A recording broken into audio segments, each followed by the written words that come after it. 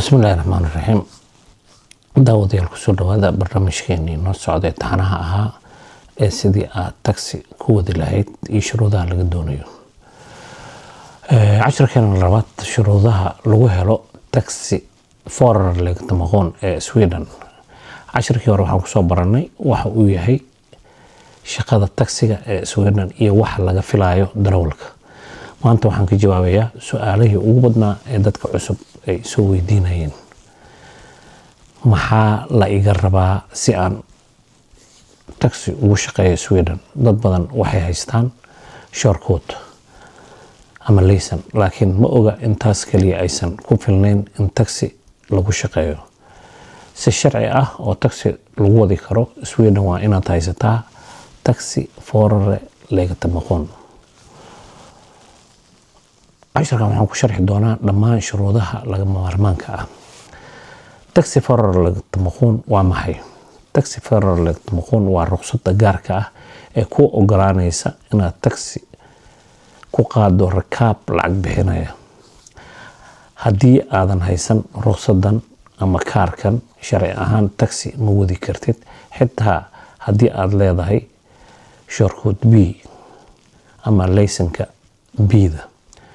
waxaana bixiyo transport sterilsen. shuruudda koowaad waa da'da. waa inaad tahay ugu yaraan 20 sano jir. haddii aad ka yar tahay 20 sano ma codsan kartid taxi foreigner laga maqoon. shuruudda labaad B shortcut.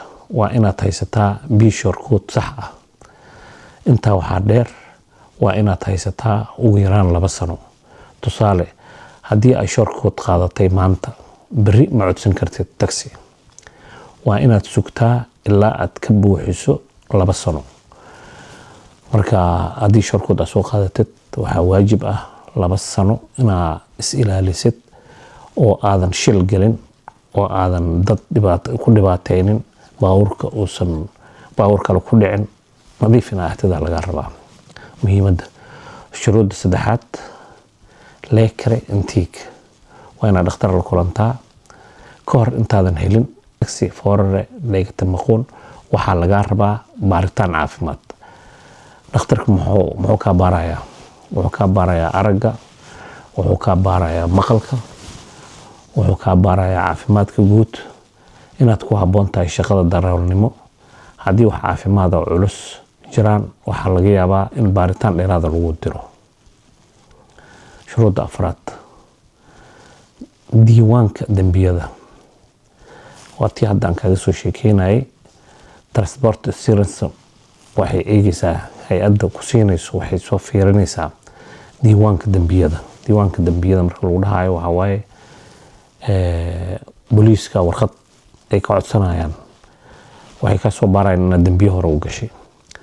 dambiyada traafikada, inaa horey shortcutka laga qaaday ama dhibaato a ku geysatay. haddii shortcutka laga qaaday xataa way keenaysaa horey lagaga qaaday oo lagu soo celiyey.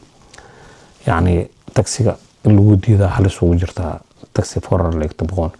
sababta ayaa ah in darawalka taxiga lagu aaminayo rakaab badan maalin kasta.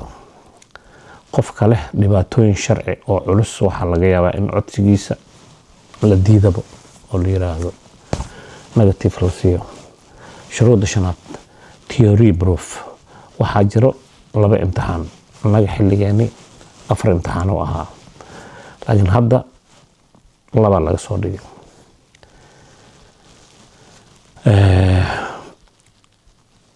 del proof 1 ama ed waxaa lagaaga imtixaanayaa badbaadada adeega macaamiisha, sida rakaabka oo la dhaqmaysid, sida aad wax u badbaadinaysid, navigationka, deegaanka. fordunis shenadon af Soomaali haddii loo fasiro waxaa waaye inaad taqaanid baabuurka haddii matoor kuu soo shidmo, haddii bateri kuu soo shidmo, baabuurka qalabkiisa, waxyaalihiisa inaad iska kontrooshid. markii nalalka maxaa la yiraahdaa, nalalka farajooyinka shidaysa marka short proofka aad samaynaysid, nalalka inaad shidatid oo fiirisid, iska kontrooshid baabuurka. shenadon shenadom la yiraahdaa fordunis shenadom si aad ugu gudubto waa inaad heshaa dhibcaha ugu yar ee sharciga dhigayo del proof 2 ama del proof 4 waxa lagaga imtixaanayaa sharciyada taxiga sharciyada traafikada traafikada markaan ku dhaxay waxa waaye baabuurta waaye sharciyada baabuurta sida tabeelooyinka waxyaalahaas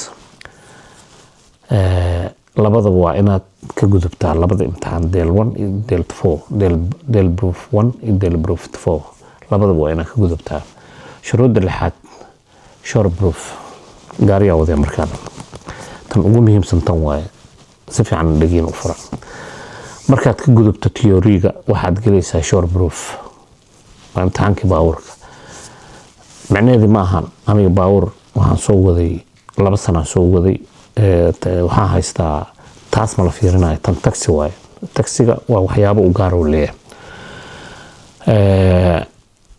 imtixaankii biidan uu ka doon yahay waxay ka fiirinayaan badbaadada qorsheynta wadista adeega rakaabka isticmaalka GPS-ka go'aan qaadashada imisa ayuu qarashka noqon karaa qarashka guud wuxuu ku xirnaan karaa qarashaadka wuxuu ku xirnaan karaa leekar intii lacag kaaga bixayso theory proofka hadii aad ku soo dhacday dhowr jeer lacag badan kaaga bixayso iyo short proofka asagana lacag iyo sawir iska qaadaysa sawirka lagu soo dhajin lahaa maxaa asagana lacag waay marka short proofka waxaa muhiim ah taxi aad daawadaysid imtixaanku galaysid oo GPS ka isticmaal ugu yiraahdo adresskaas rabaa marka lagu yiraahdo adreska waa fiirinaysa guriga meesha aad ka istaagaysid oo adreska ma dhinaca midigtu kaaga yaala mise bidixda meesha baabuurka uu kaaga aadan yahay mise dhanka kale hadduu dhanka kale jiro ogsoonow daaqada midigta oo yacni marshibiyadiga oo qofka taagan yahay waa in adiga meesha ku aadinta maana dhanka kale waa inuu baarkinkaas adigtaa adreska marka lagu yiraahdo adreskaasi gay short proofka adreskaasi gay markuu ku yiraahdo waa in adreska dhinaca uu ka jiro adiga istaagtaa si qofka soo qaadaysid oo albaabku soo furi karo soo toos u gali karo laakiin dhanka kale hadduu ka jiro imtixaankaas waa ku dhacday waa ku dayay marka taas waana ka fikirtaa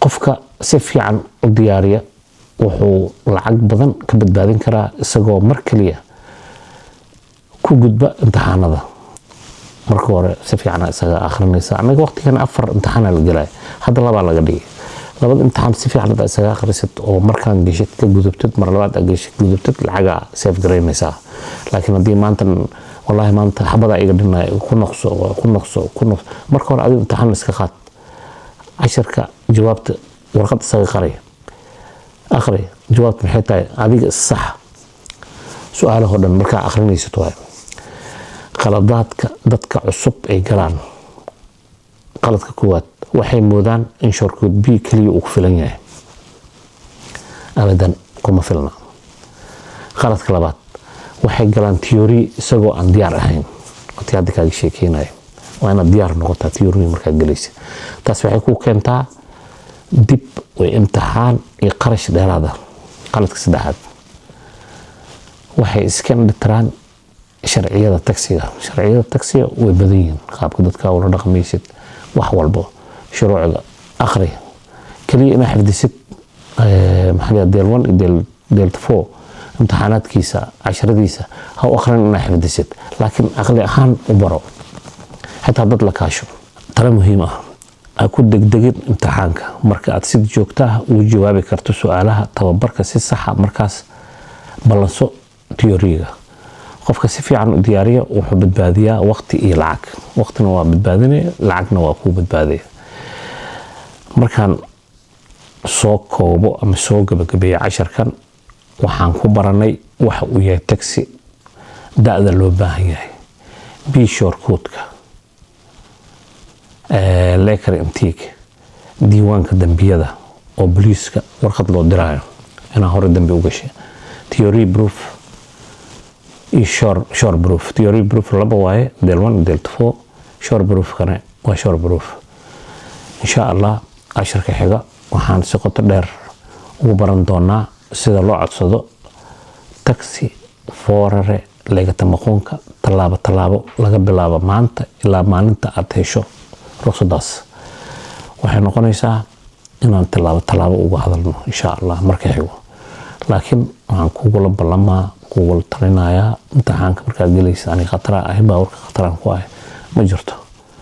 dad badanaa afar jeer saddex jeer soo dhaceen waan qarash aad u tiro badan waay. marka isdiyaari xitaa maxaa la yiraahdaa saaxiibada dadka hore ugu soo qaaday ama magaalooyinka ay ka fudud yihiin sida Stockholm kale waa dhib badan tahay. waxaa ka fiican sida dadka qaarkiis ay ka sheekeen restaurants oo kale magaalooyinka yaryar Falun oo kale meelaha saddex tagtid meelaha magaalooyinka yaryar way ka address yihiin. marka Stockholm ku galaysid ama Malmo ama maxaa la yiraahdaa magaalooyinka waaweyn oo Örebro aad ay u dhib badan yihiin. marka waxaan kugula talinayaa inaad degmooyinkaas tagtid. Soomaali badan ay joogaan. Soomaalida la xiriirtid kuwa imtixaan ku galay kuwa imtixaan ku soo dhacay jiro kala kaasho weydii sababaha iyo dhibaatooyinka maxay yihiin ku dheh. halkaas ayaan kusoo koobaynaa wixii fariin ah ama su'aalooyin ah commentiga ugu reeb insha Allah. waxaan isku dayi doonaa inaan sida hadda isoo weydiiseen oo kale inaan idinkaga jawaabo. والسلام عليكم ورحمة الله وبركاته.